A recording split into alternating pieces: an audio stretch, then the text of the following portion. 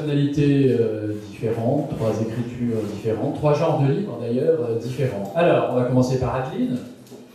Donc Adeline, tu publies Diogène le cynique, fragments inédits. Je lis la couverture, un texte présenté et traduit par Adeline Baldacchino, préface de Michel Onfray.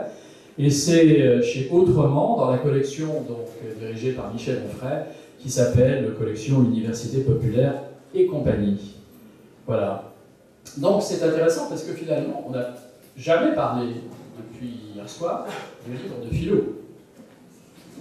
On a parlé d'essais, on a parlé Ménard. Alors est-ce que tu peux présenter ce livre? Mais peut-être je commencerai par ma surprise. Adeline, on a un peu parlé de toi. Tu étais présenté comme poète, comme l'auteur d'un livre que je connais bien d'ailleurs, par ailleurs, sur Max-Paul Fouché. Et puis là, soudain, donc Diogène le cynique, c'est le grand écart, c'est une autre face d'Adeline. Voilà. Qu'est-ce que tu peux dire là-dessus?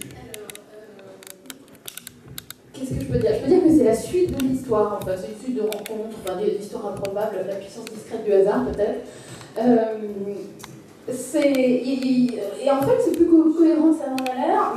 Pour faire très court, le livre sur Max-Paul Fouché dont on parlait tout à l'heure paraît en octobre 2013, il y a 1 an, je crois, aux éditions Michelon. Je suis invitée à un certain nombre d'endroits pour en parler, pour en dire quelques mots, dont une table ronde en fait sur l'héritage philosophique et politique d'Albert Camus à la Maison de la Poésie à Paris. Le Diogène le cynique, c'est un signe, le chien passe. Diogène est parmi nous. Diogène est parmi nous. Et alors je suis invitée à cette table ronde donc sur l'héritage philosophique et politique de Camus parce que Max-Paul Fouché et Camus ont été très proches. En fait, c'était un fil un peu ténu, il faut bien le dire. Et puis il y avait là des spécialistes quand même de Camus, dont Roger Grenier, etc. Et je me dis qu'il faudrait peut-être que je me remette un petit peu à jour sur Camus, que j'aime beaucoup par ailleurs, mais dont voilà, je n'avais pas nécessairement en tête toute la biographie. Et je relis à ce moment-là un livre que j'avais aimé au moment de sa parution, qui s'appelle L'Ordre libertaire de Michel Onfray, sur Camus. Bon, et puis alors la suite de l'histoire, c'est que je vois Max-Paul Fouché mentionné à 2 reprises en passant dans le livre de Onfray, et que je me dis, tiens, je vais lui envoyer le bouquin sur Max-Paul Fouché, avec une adresse voilà, qu'on trouve sur Internet, tout simplement.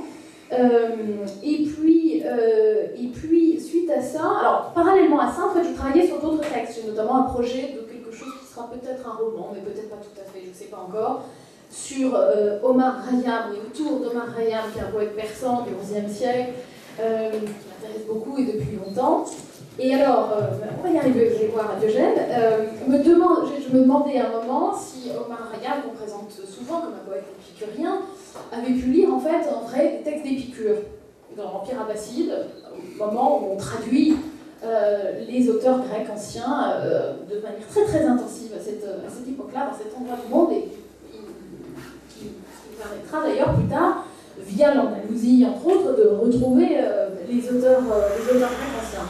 Alors je cherche Épicure en Iran, enfin en Perse au XIe siècle, je ne trouve pas, par contre je tombe par hasard sur Diogène, parce qu'un universitaire américain a vu au début des années 90 fouiller un certain nombre de manuscrits anciens de l'Empire abbasside à Constantinople et ailleurs, et découvert des fragments parfaitement inédits de Diogène, c'est-à-dire qui représentent à peu près 20% de l'ensemble de ce qu'on connaît, donc c'est pas rien en termes quantitatifs aussi de ce qui nous est revenu, de ce qu'on connaissait depuis longtemps par la tradition gréco-romaine, 20% de plus, et donc cet universitaire qui fait un travail très pointu, très rigoureux, qui est spécialiste des études gréco-arabes à Yale, avait fait une communication en anglais dans les années 90 pendant un colloque du CNRS. Et alors il se trouve que tout ça coïncide avec le moment où effectivement j'avais envoyé le bouquin à Michel Onfray, qui me pose à un moment donné la question sur quoi est-ce que vous travaillez aujourd'hui, je dis sur Khayyam, et d'ailleurs amusant, je viens de découvrir des fragments inédits de Diogène. Il se trouve que Michel Onfray a beaucoup travaillé sur Diogène, sur les cyniques, il avait fait un très bon livre qui s'appelle Cynisme. Et donc, l'histoire l'a intéressé, il m'a dit « Ah, ça serait peut-être amusant d'en faire quelque chose dans ma collection chez Autrement, collection Université Populaire et compagnie, mais il faudrait que ce soit à la fois une traduction en français qui n'existait pas de ces fragments-là, et puis quelque chose, voilà, une introduction, voilà, il faut voir. Et donc je me suis un peu lancée comme ça dans cette aventure, assez vite, et j'ai travaillé sur une introduction à ces textes qui est en fait une sorte de mini-biographie de Diogène, d'une certaine façon, en essayant de comprendre ce que ça pouvait avoir d'intéressant encore pour nous aujourd'hui.